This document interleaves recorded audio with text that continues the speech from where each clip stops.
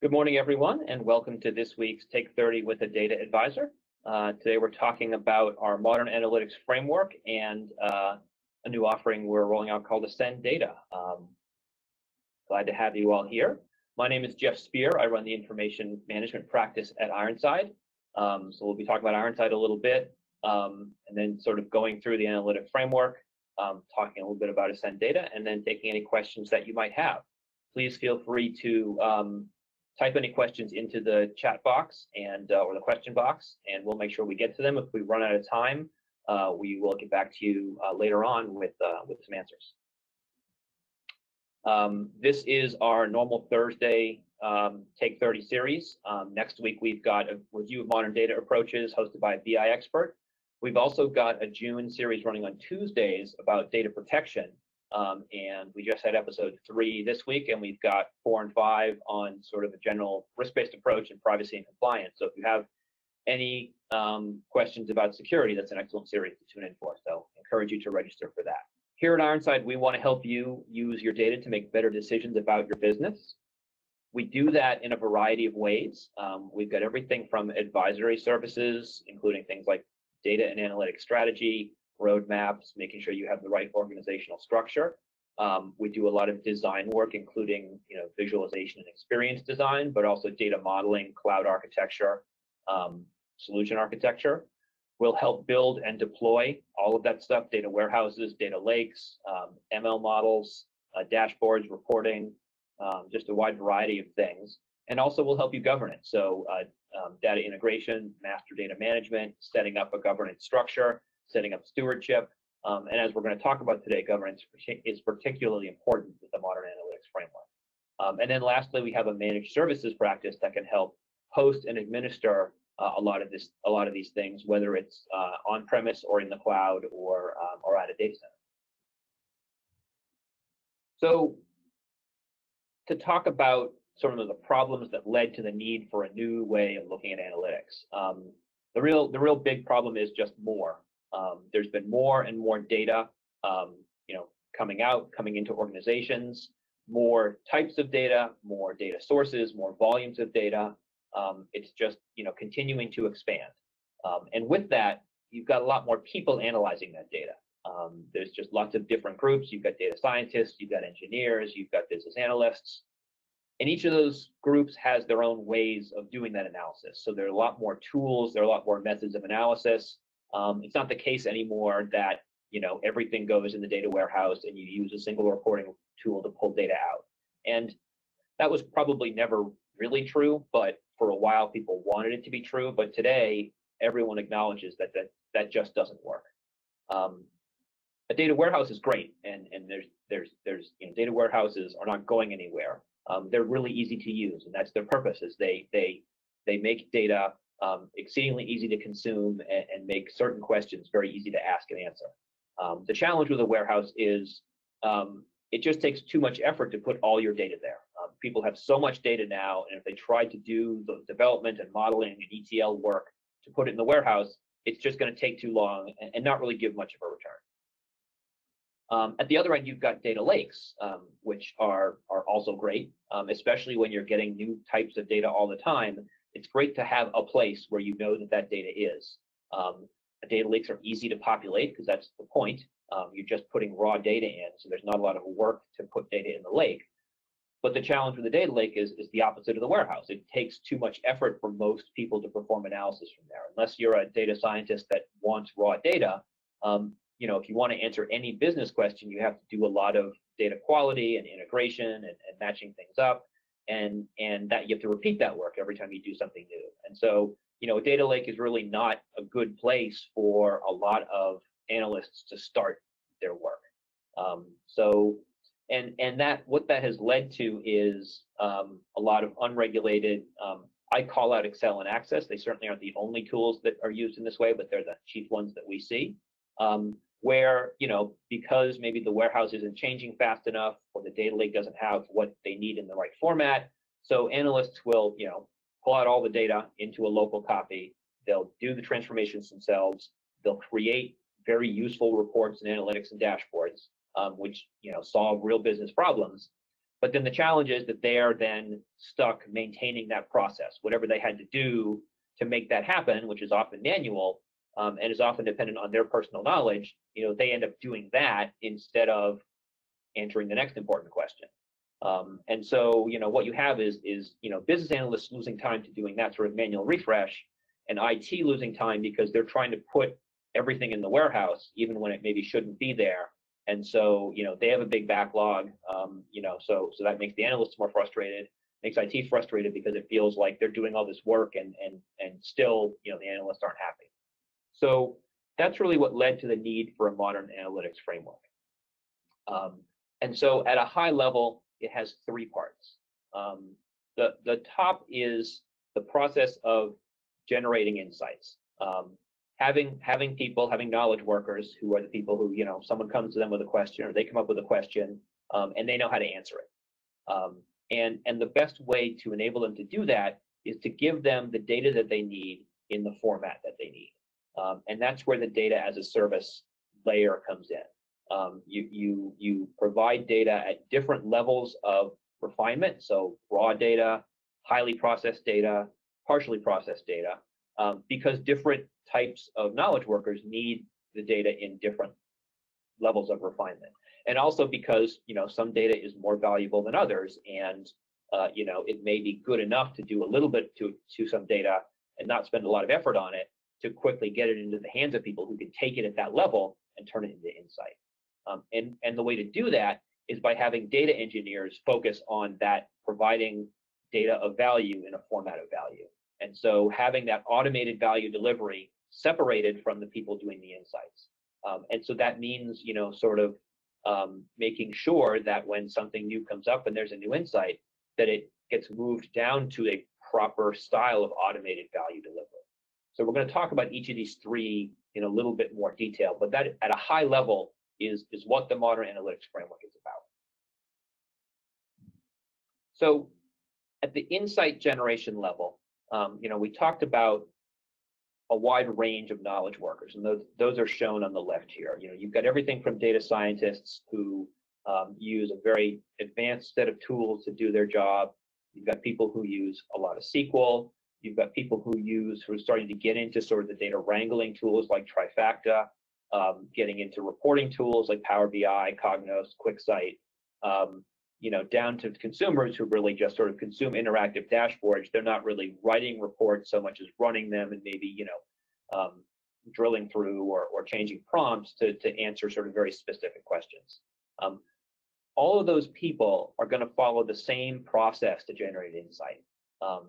And that's shown on the right. They're going to find the data that they need to answer the question. And obviously this is, a huge issue if the data isn't there, if it's not in the warehouse yet, if it's not in the lake, that's often when, immediately they sort of fall back on, well, I guess I'm going to put it all in Excel and do my own thing. So having data that's readily available in a data as a service layer, make sure this process starts correctly. Then they're going to transform it.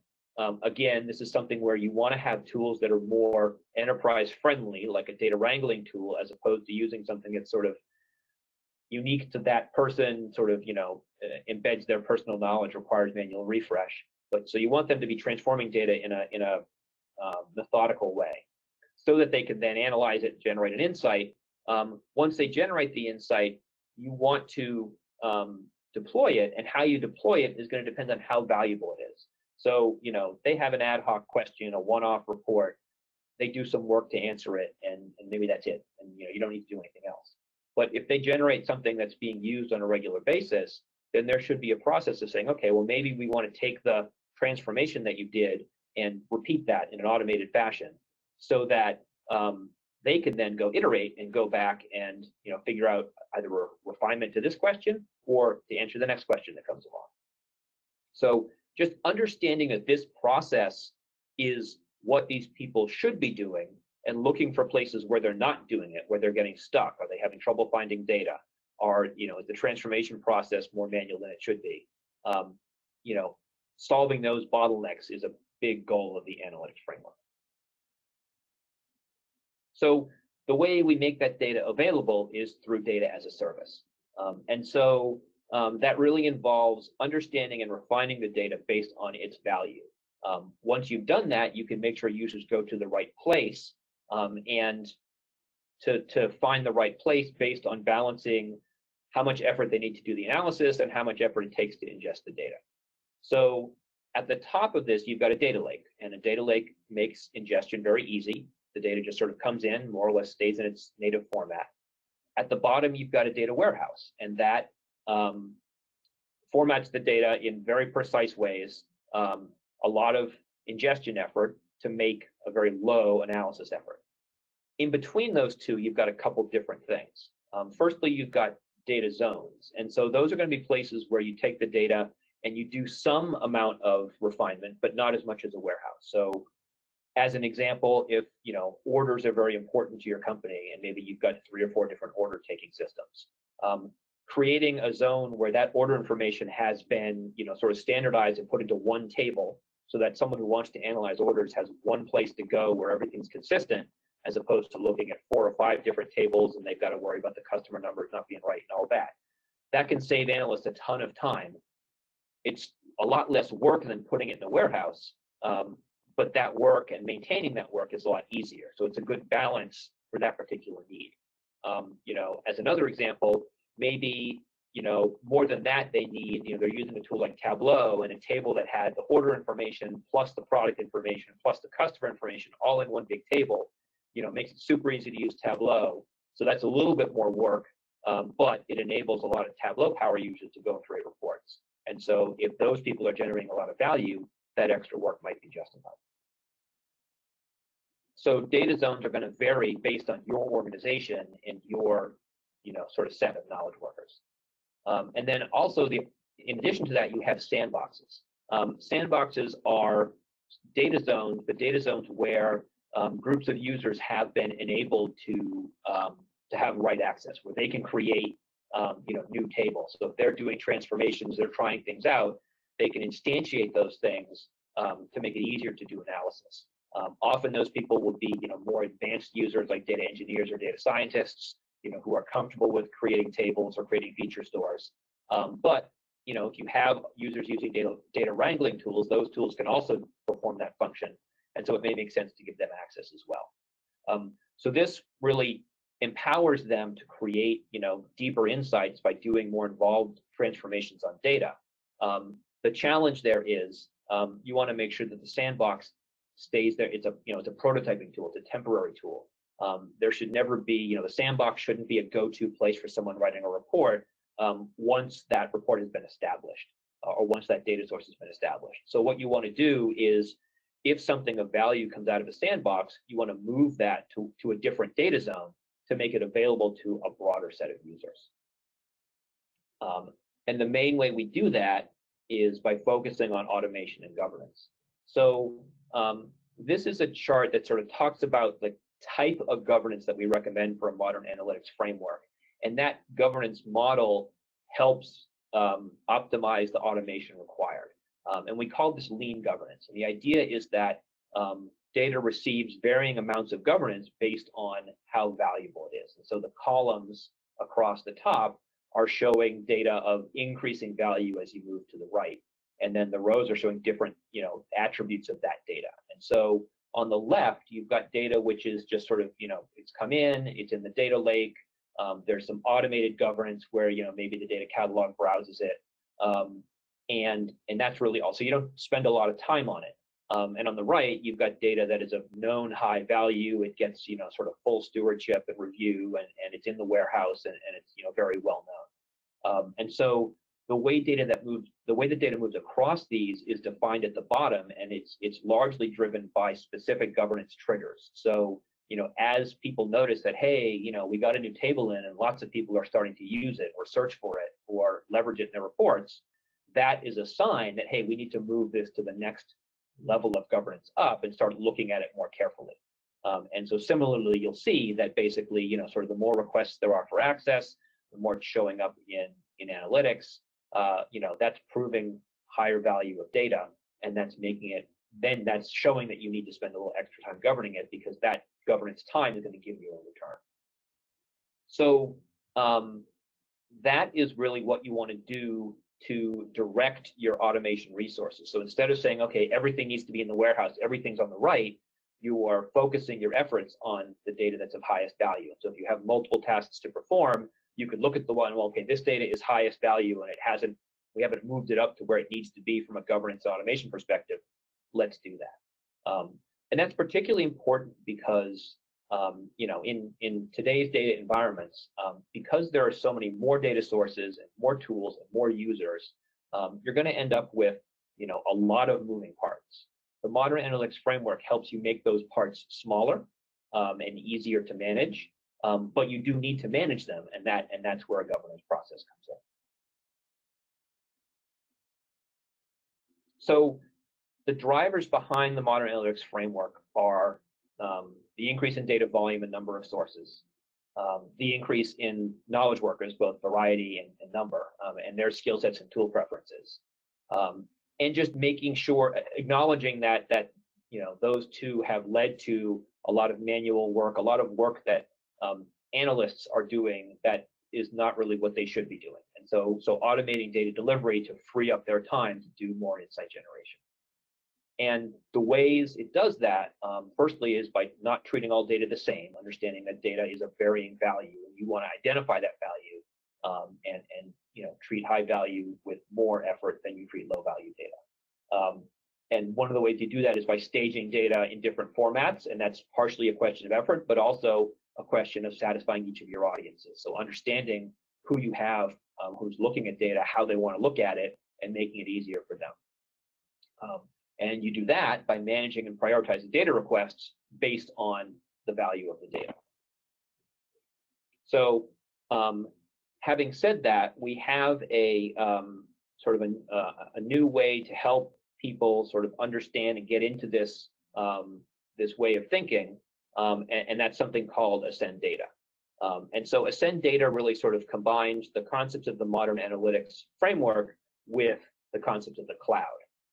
Lots of people, and probably everyone, is looking at the cloud now. It's got a ton of benefits. The particular thing that makes it great for a modern analytics framework is that it's very incremental. You can build something, you can check it out, you can see if it makes sense or not. If it works, you can expand it. If it doesn't work, you can turn it off. You're not stuck with any hardware. Your data center isn't getting bigger. So it's good for experimentation, and experimentation is what the modern analytics framework is all about. But there are a lot of challenges, right? Like the cloud is complicated. There's a lot of things you have to worry about. We've got sort of a checklist on the upper right here about things that we think about when we're doing a BI cloud implementation. And if you look on the lower right, it's just sort of when you have your solution, there's just a lot of things behind the scenes that make that solution possible. And it can be very intimidating. And so, what we're trying to do is come up with a way to introduce people to this, or introduce people who are familiar with some of this to how it works on the analytics side. And the way we're doing that is through something we're calling Ascend Data. So the goal of Ascend Data is to get all your data in one cloud location, to have the right format for each type of knowledge worker, as the modern analytics framework wants you to do, and again, help the development and maintenance effort for that match the value of the data. And so it's sort of a series of data structures and a process and some known tools that we know that will help make this possible. And so, what you end up with is a structure that will probably look sort of like this at a high level. And so, you have data sources that are coming into a data lake, a set of transformation processes that will send data to the appropriate sandboxes, data zones. If you're doing AI machine learning, a feature store, a data warehouse, and then reporting can happen against many of those things. And so, and particularly important is that all of this is covered by a data catalog. So someone who wants to create a new piece of analysis or insight or visualization can go and look across all of these data zones to find not only what data they need, but to find it in the format that they need it. And so this is sort of the vision of lots of smaller moving parts to make it easier to manage, to enable and empower lots of different groups of users to do what they need. So the first step in Ascend data is an RVA. In this case, that is a rapid value assessment. And the idea here is that people often sort of, they know they want to go into the cloud, but they don't really know what's involved, and they don't know what it's going to look like. And so what we found is that showing people, here's a quick cloud analytics stack. This is what your data is going to look like when it's in the cloud. Here's how it's going to move. Here's how it's going to visualize. That gives them a quick sense of where they want to go from there. And again, because it's in the cloud, it's very easy to do something quickly, take a look at it, and say, yeah, this makes sense, or no, let's change it, or let's expand and keep going.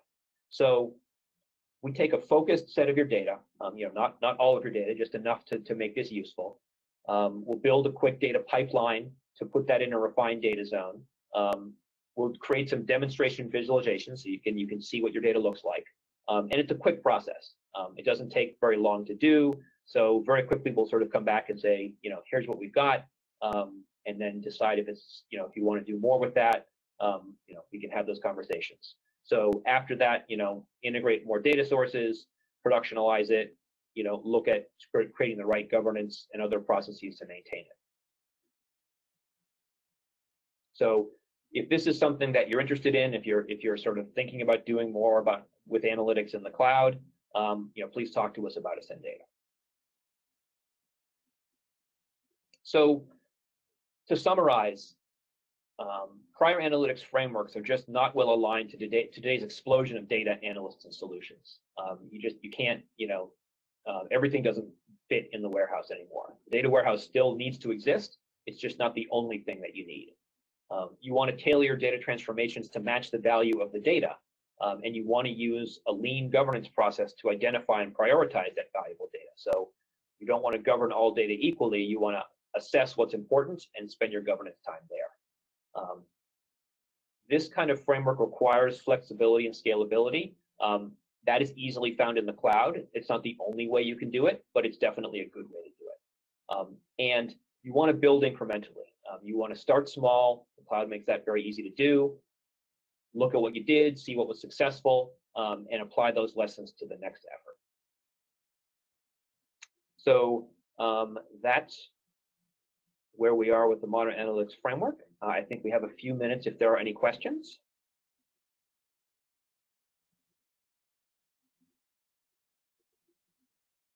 And Debbie, if you're on mute, you can come up and yeah. So just give it a second. I see a couple people typing some things in. I just want to give them a second. Oh, sure, absolutely. Okay, here is one. Do I need to replace my data warehouse with something more modern? So that's an interesting question. So you certainly don't need to replace your data warehouse. As with anything that's been around, if you had one for a while, you may want to refactor or change it or even trim it down. There may be pieces that don't make sense anymore. There may, often one of the problems with if you're following sort of an older framework, you've fallen behind because you're trying to put everything in the warehouse, and so important things aren't there. So it's really more of a rationalization to say, here are the things that belong in the warehouse. Let's make those things up to date, and then move other stuff to a less refined data zone. So it's more a revision and certainly not a removal. And so sort of along the same lines, are data lakes a bad idea? Data lakes are not a bad idea. You need a place to put all your data, and especially if you're a company that has data that's unstructured or semi-structured, you can't put it in a database. So having a place where people can know that, hey, if I go here, this is going to be the broadest set of data that's available to me, that's very powerful. It's just not, it can't be the only thing.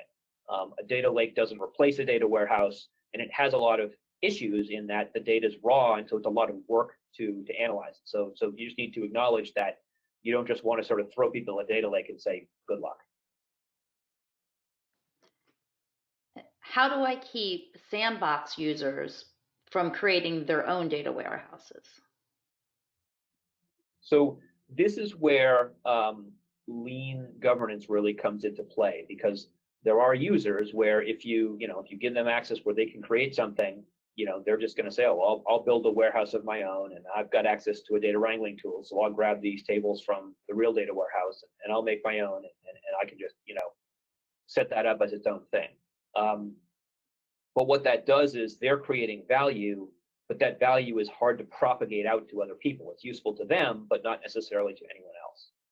And so this is where a governance process that says, hey, that's valuable data, and that does make sense to be in a warehouse, prioritizes it and moves it into the official data warehouse where everyone can see and use it. Or says, okay, maybe this doesn't belong in the data warehouse, but let's put it in this data zone, which will take less time to do, and make the data more available to people. And so, having a governance process where I guess the thing that we stress is that it needs to be a collaborative process, so that everyone is involved and empowered and understands that these decisions are being made for the good of the organization, not as a set of IT imposed rules, or not just to follow a particular procedure, but because everyone has the same goal, and that is to get the most valuable data out to the most people possible. Terrific. And I'm going to merge these next two questions together because they both have to do with the technology stack for Ascend Data. The first is on AWS, and is AWS the right cloud provider for everyone? And the second is, I didn't see a visualization tool, so what visualization tool are you using? So AWS is obviously the biggest cloud provider. That doesn't necessarily make it the right cloud provider for everyone. We're using it, because it's pretty ubiquitous. It definitely has a very broad solution set, so you can solve a lot of problems in AWS. But that being said, we have clients using Azure, using GCP, using IBM Cloud, and there are reasons, both sort of strategic reasons and tactical reasons why that would make more sense. For example, if you're very used to using Microsoft's data integration tool, SSIS, those skill sets transfer very well to their cloud. And that's might make sense to go to that cloud because of the strong tie to Microsoft. And that's the kind of choice that we can help you make, sort of based on what we know of the various cloud vendors, but also what we can, discover about your organization. From a visualization perspective, our default tool will be to use AWS QuickSight if we're doing the Ascend Data RVA. But from a broader perspective, we often find that clients will have visualization tools, one or more already. And usually it's not difficult to work with them. So we're happy to work with you, to make sure we're using the right tool, or to help you make that selection if you're not sure what's the best tool for your purposes. The big thing we see is understanding, when a particular tool makes sense over a different tool. There are things, Tableau does certain things better, Cognos does certain things better. It may make sense to have both, but then understand when do I use one over the other. So that's really how we tend to approach it. That's all of our questions for today, Jeff. Thank you. Excellent. Thanks, everyone. And again, I just want to remind everyone we've got a BI Take30 coming up next week. We've got 2 weeks of the data protection series. So hope to see everyone there. And thank you for listening, and hope everyone has a good day.